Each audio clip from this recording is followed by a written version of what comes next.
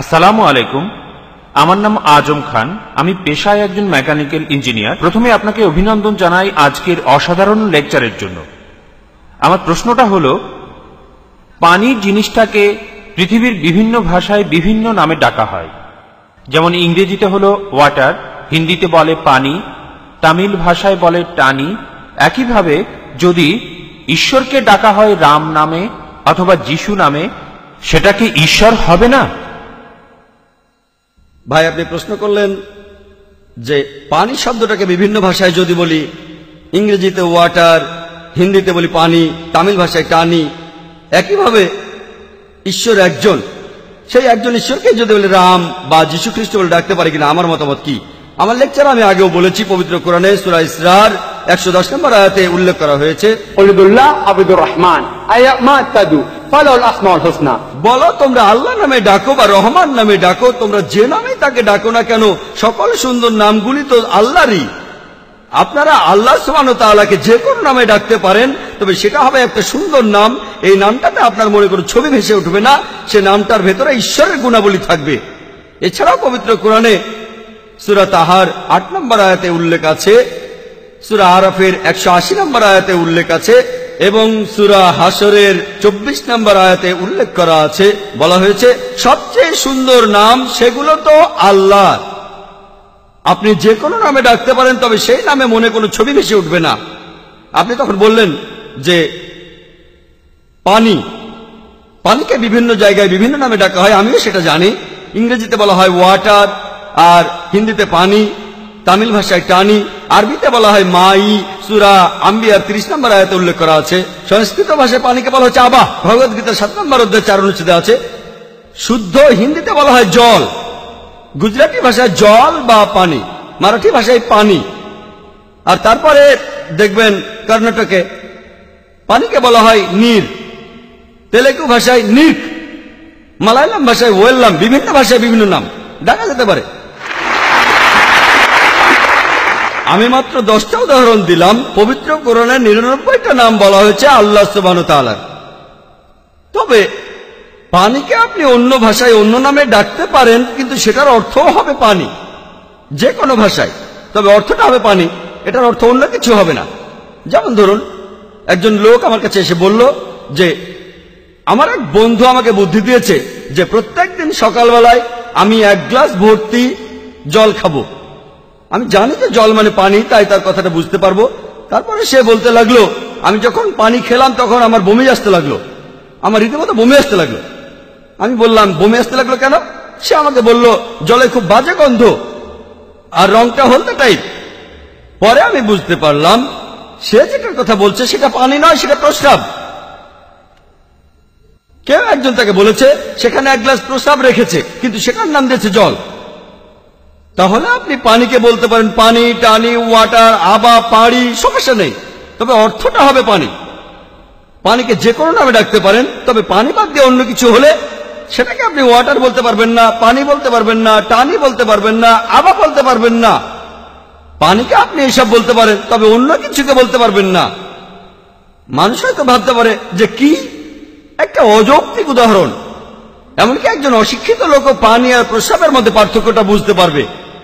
শুধুমাত্র বোকারাই পানি আর প্রস্রাবের পার্থক্যটা বুঝতে পারবে না, সেটা আমি একমত যে অশিক্ষিত মানুষও পানি আর প্রস্রাবের পার্থক্য বুঝতে পারবে। একইভাবে যে মানুষগুলোর সর্বশক্তিমান ঈশ্বর সম্পর্কে ধারণা আছে, সঠিক ধারণা, তারা বলে যারা মিথ্যা ঈশ্বরের উপাসনা করে তারা শুধু অজ্ঞই নয়, তারা খুব বোকাও। তারা কি সত্যি ঈশ্বর আর মিথ্যা ঈশ্বরকে আলাদা করতে পারে না? আপনি যে কোনো নামে ডাকতে পারেন, তবে সত্যিকারের ঈশ্বর হলে তাকে সঠিক নামে ডাকতে পারবেন।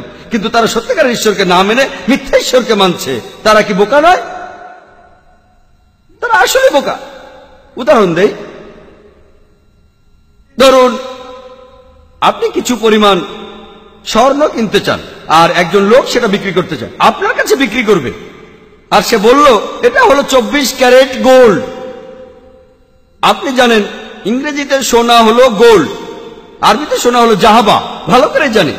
কিন্তু যদি আপনি জানেন সোনা এর ইংরেজি হলো গোল্ড, তারপরেও কিন্তু আপনি সেখানেই কিনে ফেলবেন না। আপনি পরীক্ষা করবেন যে সেই সোনা লোকটা বলছে 24 ক্যারেট গোল্ড আসলে 24 ক্যারেট গোল্ড কি না। না দেখে কিনে ফেলবেন না। কি করবেন? স্বর্ণকারের কাছে যাবেন আর পরীক্ষা করবেন সেটা আসলেই 24 ক্যারেট সোনা কিনা। তারপর পরীক্ষা করবেন কষ্টি পাথর দিয়ে। আমি আমার লেকচার আগেও বলেছি কষ্টি পাথরের কথা।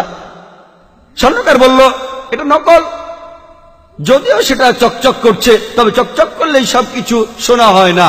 আপনি কেনার আগে পরীক্ষা করবেন সেই সোনা সেটা আসলেই সোনা কিনা। কেন? কারণ টাকা দিয়ে কিনবেন আর আপনি ঠকতে চান না। আপনি যদি ঠকেন 1000 টাকা 10,000 টাকা, টাকার দাম আছে, তাহলে এই কাজটাই করেন। কেউ যখন বলছে এটা ঈশ্বর, আপনি সেটা কষ্টি পাথরে পরীক্ষা করেন। কষ্টি পাথর কোনটা? সূরা ইখলাস 1 নম্বর আয়াত থেকে 4 নম্বর আয়াতে বলছে কুল হুয়াল্লাহু আহাদ, বলো তিনি আল্লাহ এক অদ্বিতীয়, আল্লাহুস সামাদ, আল্লাহ চিরস্থায়ী ও অবিনশ্বর, লাম ইয়ালিদ ওয়া লাম ইউলাদ, তিনি জন্ম দেননি জন্ম নেননি, ওয়া লাম ইয়াকুল লাহু কুফুয়ান আহাদ, তাহার সমতুল্য কেউ নাই।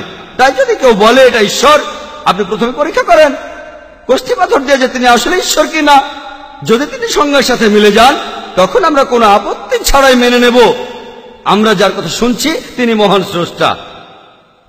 উদাহরণ দেই, ধরুন কোন পাগল সে বলল যে মুহাম্মদ সাল্লাল্লাহু আলাইহি ওয়াসাল্লাম তিনি মহান স্রষ্টা। এক পাগল এমন কথা বলল। আমরা মুসলমানরা সবাই নবীজি মুহাম্মদ সাল্লাল্লাহু আলাইহি ওয়াসাল্লামকে ভালোবাসি, খুব ভালোবাসি, তার জন্য যে কোনো কাজ করতে পারি, তাকে মেনে চলি। এমনকি অমুসলিমরাও। মাইকেল এইচ হার্ট তিনি বই লিখেছেন পৃথিবীর ইতিহাসে সবচেয়ে প্রভাবশালী 100 জন ব্যক্তিত্ব, আর 1 নম্বরে আছেন সর্বশেষ ও চূড়ান্ত নবী মুহাম্মদ সাল্লাল্লাহু আলাইহি ওয়াসাল্লাম। তারপরেও এত কিছুর পরেও কষ্টি পাথরে পরীক্ষা করেন। সূরা ইখলাস, যদিও পৃথিবীর সব মানুষের মধ্যে তাকে সবচেয়ে বেশি শ্রদ্ধা করি, তারপরও তাকে কষ্টি পাথরে পরীক্ষা করব। কুল হুয়াল্লাহু আহাদ, বলো তিনি আল্লাহ এক অদ্বিতীয়। নবীজি কি এক অদ্বিতীয়, একমাত্র রাসূল? আল্লাহ অনেক রাসূল পাঠিয়েছেন, তিনি একমাত্র নবী নন। আমি মানলাম তিনি সর্বশেষ চূড়ান্ত নবী, কিন্তু কোরআন বলছে যে তোমরা সব নবীকে বিশ্বাস করো। নবীদেরকে বিশ্বাস করতে গিয়ে কোন রকম কম বা বেশি করো না। দ্বিতীয়টা আল্লাহুস সামাদ, আল্লাহ চিরস্থায়ী অবিনশ্বর। আমরা জানি আমাদের প্রিয় নবী মুহাম্মদ সাল্লাল্লাহু আলাইহি সাল্লাম তিনি অসাধারণ একজন মানুষ, কিন্তু তিনি চিরস্থায়ী নন। আমাদের নবীজি খুব কর্মঠ ছিলেন। তার জীবনী থেকে জানি তাকে অনেকবার পাথর মারা হয়েছিল, ঈশ্বরের কাছে প্রার্থনা করতেন, তাহলে তিনি চিরস্থায়ী নন। তৃতীয় পরীক্ষা লাম ইয়ালিদ ওয়া লাম ইউলাদ, তিনি কাউকে জন্ম দেননি জন্ম নেননি। আমরা জানি তিনি মক্কায় জন্মেছিলেন, তার বাবা মায়ের নাম ছিল আব্দুল্লাহ আর আমিনা। বাবা মা ছিল, তার সন্তানও ছিল। ফাতিমা রাদিয়াল্লাহু তাআলা আনহা, ইব্রাহিম আলাইহিস সালাম সন্তান ছিল। তিনি জন্ম দিয়েছেন, জন্ম নিয়েছেন, তাহলে তিনি আল্লাহ সুবহানাহু ওয়া তাআলা নন, এটা নিশ্চিত।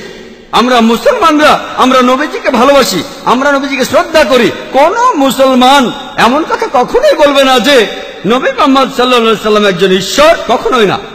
এর কারণটা জানেন? কারণ আল্লাহ সুবহানাহু ওয়া তাআলা নিজেই এই কথা বলেছেন। ইসলামের মূল বিশ্বাস শাহাদা, বলো লা ইলাহা ইল্লাল্লাহ মুহাম্মাদুর রাসূলুল্লাহ, আল্লাহ ছাড়া কোনো উপাস্য নেই এবং নবী মুহাম্মদ সাল্লাল্লাহু আলাইহি সাল্লাম আল্লাহর প্রেরিত দূত। আমরা প্রত্যেকদিন এটা কমপক্ষে 5 বার বলি। আযানের সময়, ইকামতের সময়, নামাজের আগে আমরা সব সময় বলি আল্লাহ ছাড়া কোনো উপাস্য নেই এবং নবী মুহাম্মদ সাল্লাল্লাহু আলাইহি সাল্লাম আল্লাহর প্রেরিত দূত, তিনি আল্লাহর ভৃত্য। তাহলে দেখা যাচ্ছে কোন লোককে আমরা যতই ভালোবাসি, তারপরও আমরা তাকে আল্লাহর সাথে তুলনা করব না।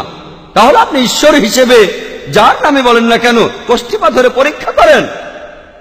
হোক তিনি যিশু, হোক রাম অথবা কৃষ্ণ বা বুদ্ধ অথবা মহাবীর, কষ্টি পাথরে পরীক্ষা করেন। আপনাদের কষ্টি পাথরে দেখিয়েছি। রোজ কিয়ামতের দিন আমি আল্লাহ সুবহানাহু ওয়া তাআলার কাছে সাক্ষ্য দিতে পারি যে এখানে হাজার হাজার মানুষ বসে আছে, তাদেরকে আমি কষ্টি পাথরের ব্যবহার শিখিয়েছি। যে ঈশ্বরের উপাসনা করেন, যে ঈশ্বরের উপাসনা করেন তাকে কষ্টি পাথর দিয়ে পরীক্ষা করেন। যদি পাশ করে যায় তাহলে আমিও মেনে নেব তিনি একজন ঈশ্বর। যদি পাশ না করেন তাহলে আপনি তাকে ঈশ্বর বলতে পারবেন না। আশা করি উত্তরটা পেয়েছেন।